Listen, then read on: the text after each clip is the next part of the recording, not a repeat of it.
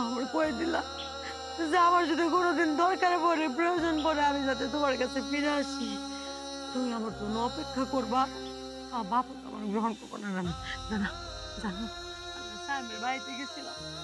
সাইমের মা বলছে আমি নাকি দুশ্চরিত্রা, অপমান করে গাছ ধরে ওগো বাড়ি থেকে আমার ভাই করে দিতে। রানা, রানা তুমি যদি আমার গ্রহণ না করো আমার আত্মহত্যা করা ছাড়া আর কোনো পথ খুঁজা থাকবো না। রানা, রানা তুমি আমার পাপের শাস্তি দাও, আমার পাপের শাস্তি দাও। তুমি যা শাস্তি দিও আমি মাথা বাইসা নেবো, কিন্তু আমার তুমি গ্রহণ করো। রানা, রানা তুমি চুপ করে আছো কেন? কিছু কইবা না?